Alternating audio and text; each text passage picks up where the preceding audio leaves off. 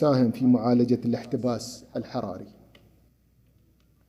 وتمكن من التصدي المنهجي والعلمي المدروس لتبعات التحديات الطبيعية والبشرية التي يواجهها المجتمع العالمي، وتعزز من فرص أن تنعم المجتمعات المحلية بفرص متكافئة من العدالة وجودة الحياة والعيش الكريم في المستقبل. متمنين أن تساهم التجارب العالمية المطروحة والتوصيات التي يضعها الأخوة الخبراء المتحدثون والمشاركون في رسم خارطة طريق تضيف للجهود العلمية والعملية المبذولة في كافة المدن من أجل تحقيق طموحنا في عالم أكثر إشراقاً وأملاً للإنسان أينما وجد، وتدعم جهود المملكة العربية السعودية المشكورة في تحقيق رؤيتها التنموية المباركة 2030. والسلام عليكم ورحمة الله وبركاته.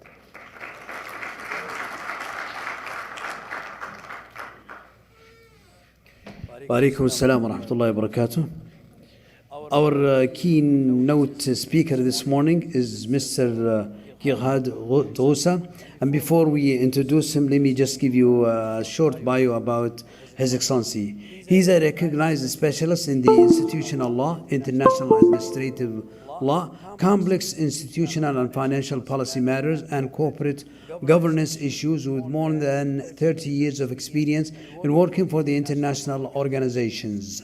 Dr. Drosa assisted in 2018-2019 the World Green Economy Organization as its General Counsel in preparing the transition of WGEO to a new type of intergovernmental organization with treaty foundation. Dr. Drosa is qualified as a lawyer in Germany. Dr. Drosa is the editor and main contributor of the book Funds for Development, Multilateral Channels of Concessional Financings. Without further ado, I'd like to welcome His Excellency to the podium.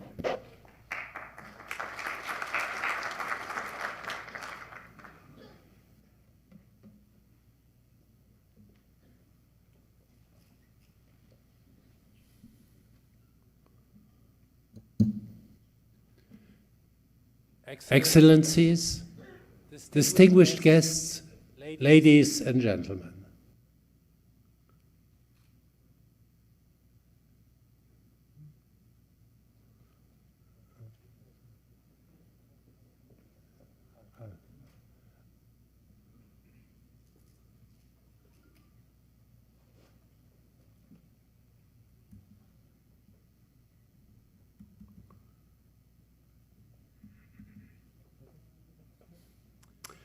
It is a great honor and pleasure for me to be able to speak today on one of the main challenges of our time, the transition to a green economy, which is intrinsically linked to innovations in technology, policy, and finance.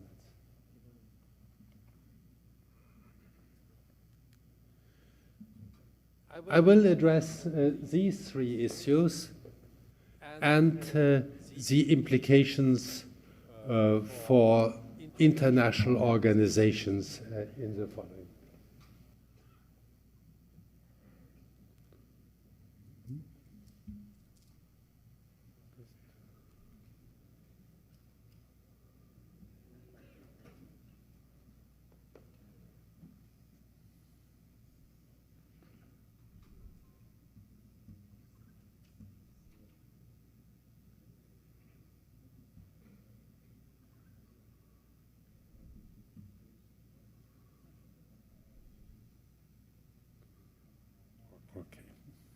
So we got this sorted out.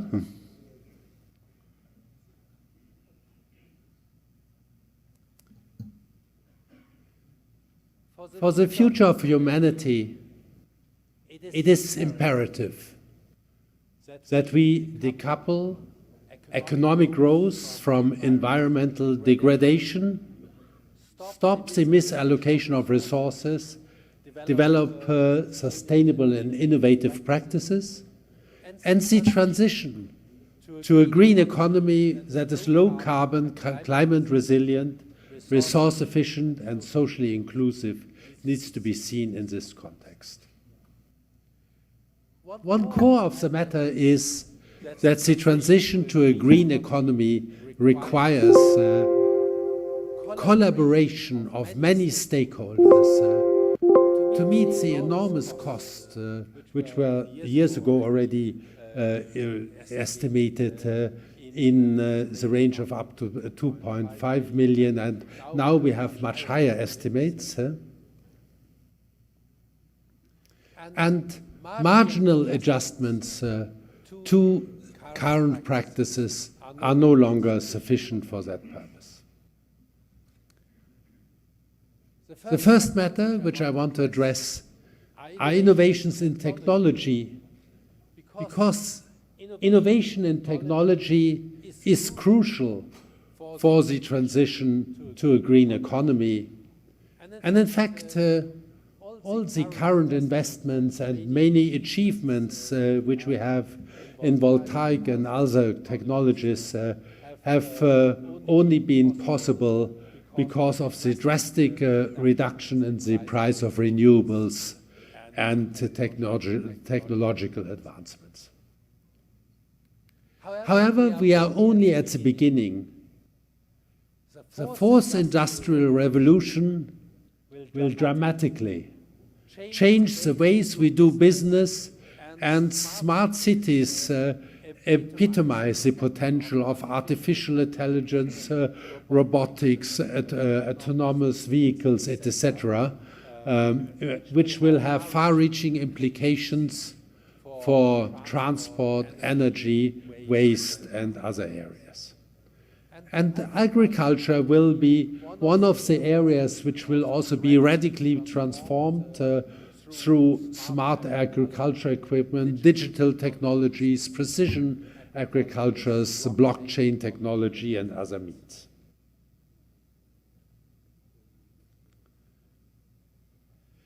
And there are new trends, also how corporations incorporate technology, such as servitization, using products when needed for services rather than only them, as well as changing ways how products are produced and changing key inputs to industrial processes.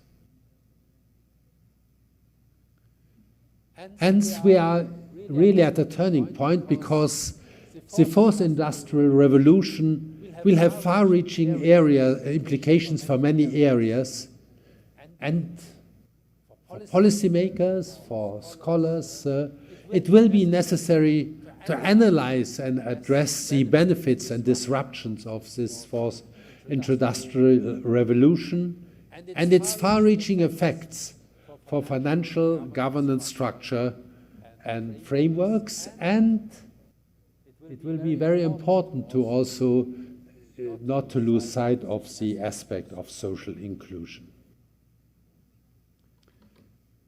The second major point I want to raise here is in particular the need of an enabling framework. Because the absence of such an enabling framework is a major constraint for investments in the green economy and for attracting participation of stakeholders. And in this context, an effective legal and regulatory framework is of utmost importance, because without such a framework, all other initiatives will not succeed. And this regulatory framework we have at the international level, at conventions, declarations, we have at the national level, and in particular, it will be necessary to have effective implementation arrangements and to have regulatory frameworks for specific tools such as feed-in tariffs, entailing purchase obligations for renewable energy, access to the grid, and enhancing energy generation upon demand, and defining incentives. And the legal framework has many functions, such as defining the overall framework, regulating harmful forms of unsustainable behavior, defining right of the participants, etc. But it's not enough. In addition, we need to have a well-designed, legal, comprehensive set of policies and other measures enhancing innovation and technological process and the adoption of new business models. And we need to have a mix of policies tailored to the circumstances of each country. And this new set of policies needs to comprise elements such as pricing instruments and policies, prioritization of investments in green economy, fiscal incentives and other financial non-monetary incentives, green procurement, capacity building, consumer education awareness and demonstration programs. And it is useful for each country to prepare a strategic plan which sets out tools and incentives and considers best practices. Let me come to my third point, which is finance. The fact is that some of the traditional financing schemes are not very effective financial instruments. This refers, for example, to revolving funds of international organizations, which basically pass on money at a rate of 1-to-1, and as epitomized by the newest initiatives, for example, in the World Bank and Asian Development Bank, which try to leverage resources on capital market for concessional financing.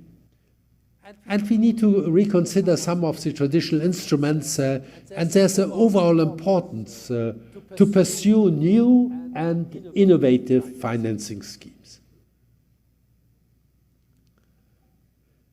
Substantial progress has already been made, for example, regarding the expansion of green bond markets, the greening of national banks, and the portfolio of MDBs, multilateral international banks.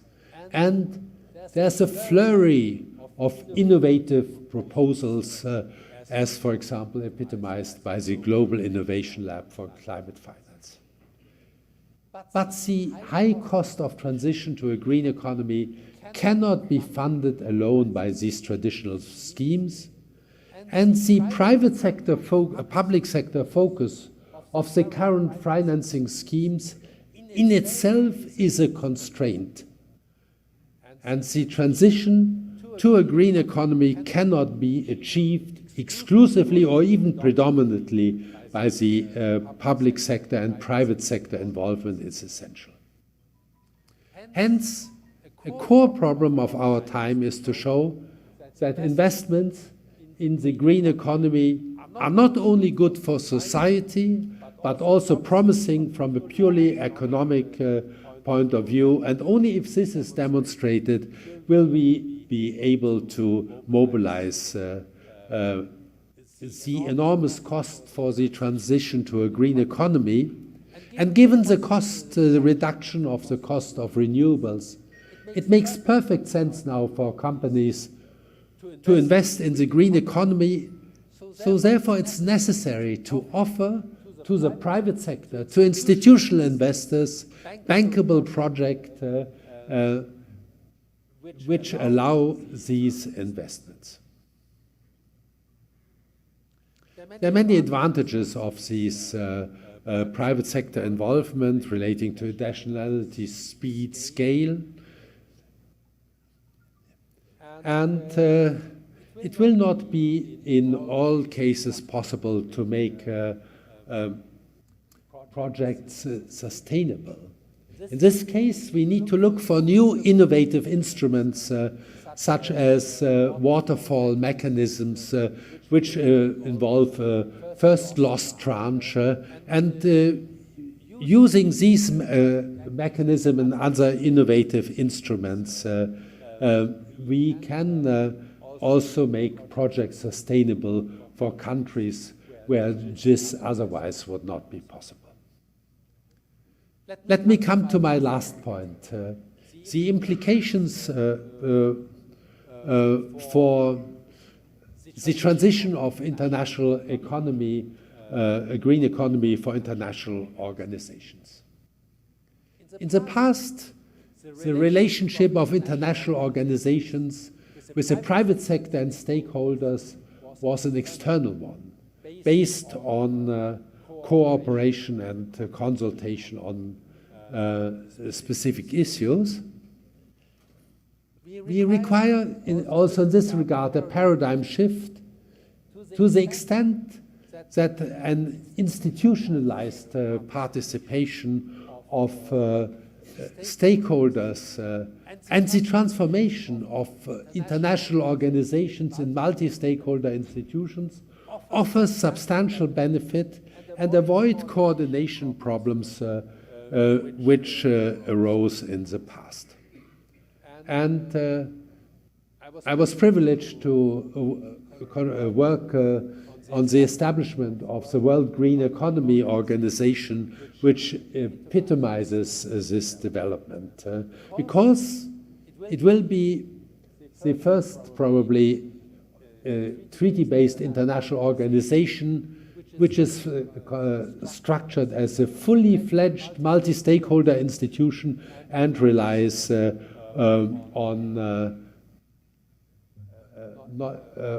entirely on private funding for its operational activities. It implements activities through its platforms, which comprise many stakeholders. And unlike a development bank, the various entities participating in these platforms implement activities rather than the organization itself.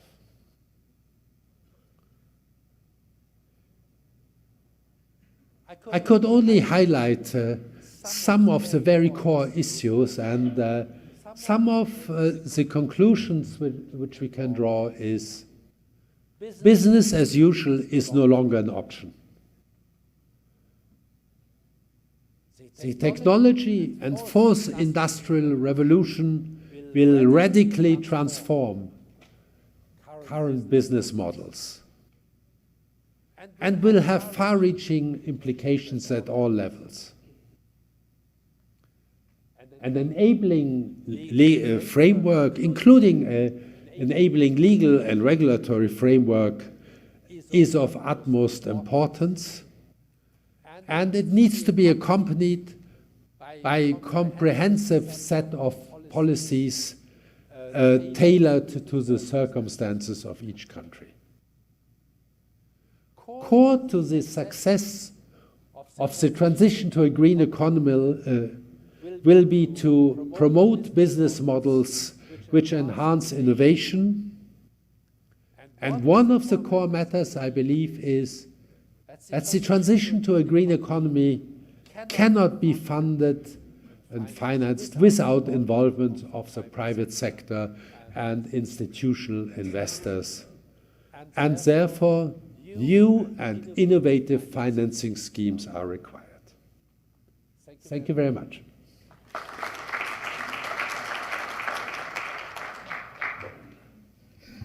Dankeschön, Dr. Grill. بمناسبة هذا اليوم نحتفل بتوقيع اتفاق تعاون ما بين الهيئة الملكية للجبال وينبع والمؤسسة العامة لتحلية المياه المالحة في مجال الدراسات البيئية والفنية وبرامج التوعية البيئية. يوقعها نيابة عن معالي رئيس الهيئة الملكية للجبال وينبع سعادة المهندس عدنان بن عايش العلوني الرئيس التنفيذي للهيئة الملكية بينبع، وعن معالي محافظ المؤسسة العامة لتحلية المياه المالحة نائب المحافظ للتشغيل والصيانة المهندس عبد الله زويد.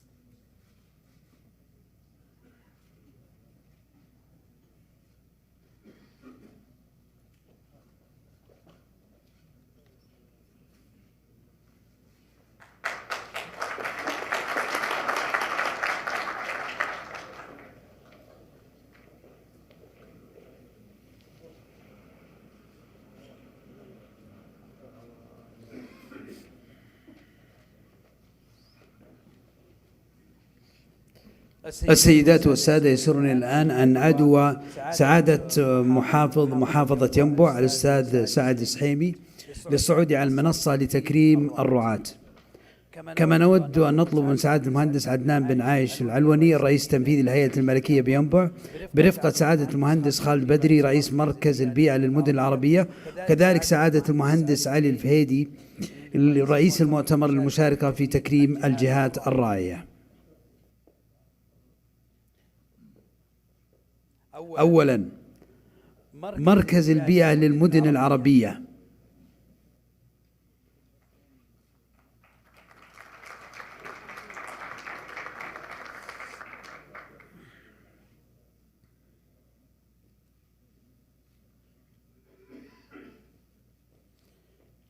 الرعاة البلاتينيون، شركة أرامكو السعودية،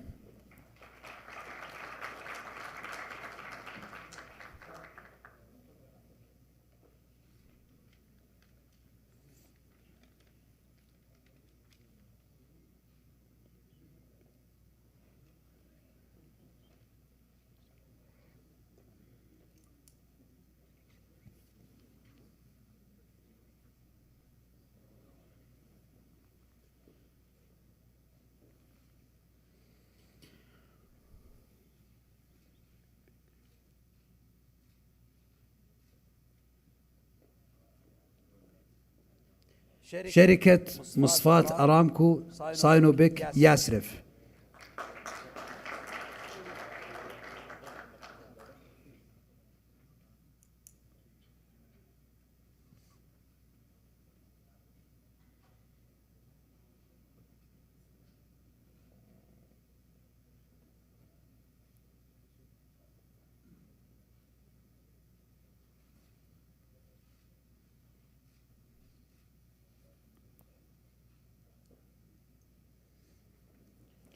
شركة خدمات البيئة المحدودة جيمز،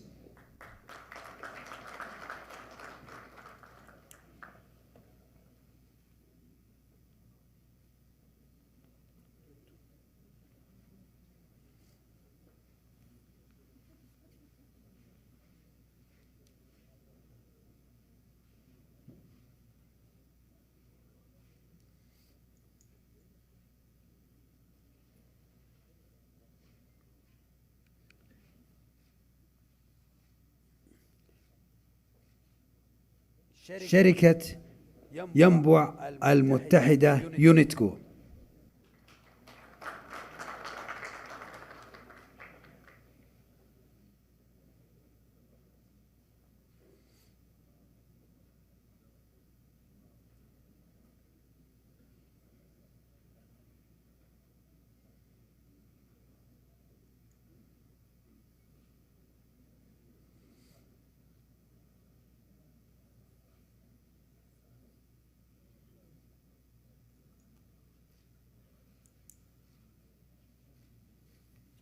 الرعاة الذهبيون، شركة مصفاة أرامكو إكسام موبيل المحدودة سامريف.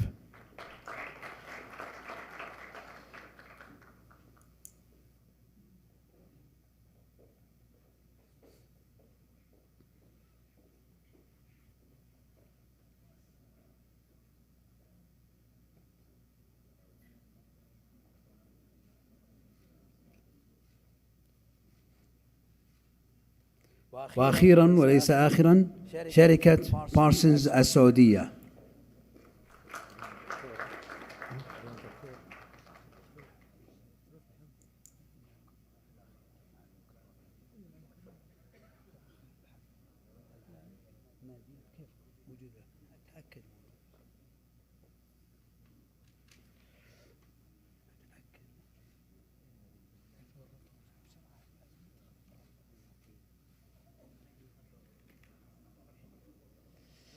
والمتحدث الرئيس في المؤتمر دكتور جيغد دوسا.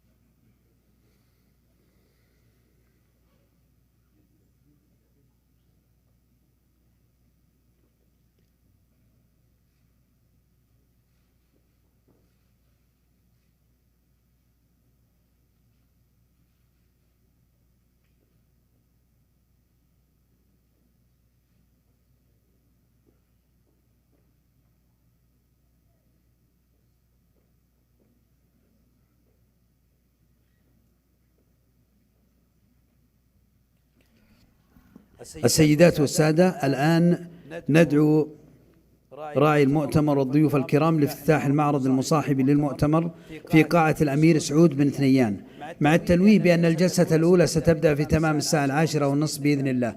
We'd like to invite all of you to attend the exhibition next to the auditorium. Bearing in mind that we will start at 10:30 a.m. the first session. Thank you very much. والسلام عليكم ورحمة الله وبركاته، ونلتقيكم بعد نصف ساعة بإذن الله.